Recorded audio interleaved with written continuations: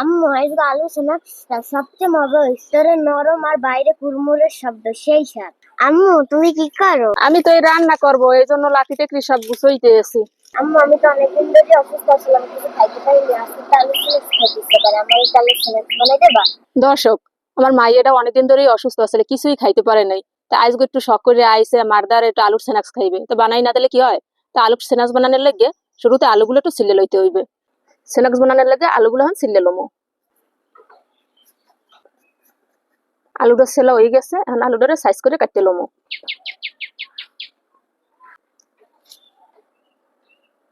একটু সৌন্দর্যের জন্য মাথা দিয়ে কাটতে লইতে পারেন। আলুটা কিন্তু সাইজ করে কাটা হয়ে গেছে, এই যে ঠিক এইভাবে সাইজ করে কাটতে লইতে হইবে। আলুগুলো কাটা হয়ে গেছে, এখন আলুগুলো পানিতে ধুয়ে লমো। আলুটা ভালোভাবে ধোয়া হয়ে গেছে, এখন একটা টিস্যুর উপরে আলুগুলো ভালো করে পানিগুলো ছাড়াই নেব। টিস্যুর উপরে আলুগুলো রাখলে কেন পানিগুলো চুষে খাইয়ে লাইবে। পানিটা ছাড়াই নিচ্ছি, এখন আলুতে একটু লবণ মাখাই রাখবো। লবণ আর একটু শুকনো মরিচ এদের ভালো করে মাখাই রাখবো।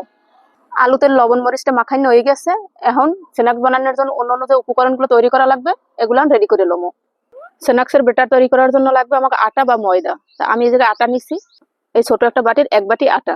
যে বাটি দিয়ে আটা নিচ্ছি ওই একই বাটির হাফ বাটি কর্নফ্লাওয়ার। এখন লাগবে মরিচের গুঁড়ি, জিরা গুঁড়ি, পরিমাণ মতো নুন, সামান্য পরিমাণ বিট লবণ, 1 প্যাকেট ম্যাগি মশলা। সব উপকরণগুলো দেওয়া হয়ে গেছে, আর সব উপকরণগুলো ভালো করে একলগে মিশিয়ে লমো। সব উপকরণগুলো ভালো করে মিশিয়ে হয়ে গেছে, এখন এই মশলা মাহান্য আটার অর্ধেকটা আটা আলাদা করে রাখবো, কারণ আমাদের শুকনো আটাও লাগবে। আর বাকি অর্ধেক আটায় অল্প অল্প পানি দিয়ে একটা ডো তৈরি করে লমো। ডোটা কিন্তু বেশি পাতলা হইবে না, একটু ঘন হইবে। ডোটা কিন্তু মোর ভালোভাবে বানানো হয়ে গেছে, এরমের একবার ঘনেও না আর একবারে পাতলাও না, ঠিক এরম একটা ডো বানাই লইতে হইবে। আর ওই যে লবণ আর মরিচ মেহাই রাখছিলাম আলুগুলোয়, এই আলুগুলো এই ডোডার মধ্যে ডুবাইতে হইবে। এইটা ডোটা লাগাইয়ে এরপরে এই আটার মধ্যে রাখতে হইবে।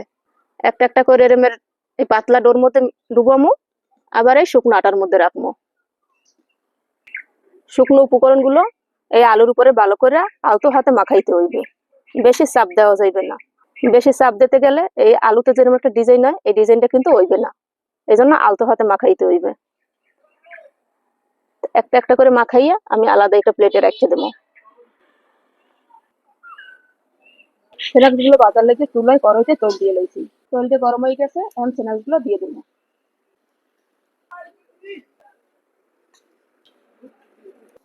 আলুর স্ন্যাক্স গুলো কিন্তু সব দেওয়া হয়ে গেছে, এখন ভাজা হওয়া পর্যন্ত অপেক্ষা করবো। স্ন্যাক্স গুলো কিন্তু ব্রাউন কালার করে ভাজা হয়ে গেছে, স্ন্যাক্স গুলো এখন একটা চাটনির সাহায্যে সাইডকে উড়িয়ে নেবো।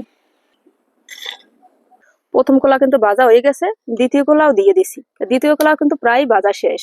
আম্মু এটা কি আলু স্ন্যাক্স? হ্যাঁ, এটা তো আলুর স্ন্যাক্সই বানাইতেছি। কে তোর কি মনে হয়? আমার তো মনে হয় এটা ক্রাফটি চিকেন বানাইতেছো।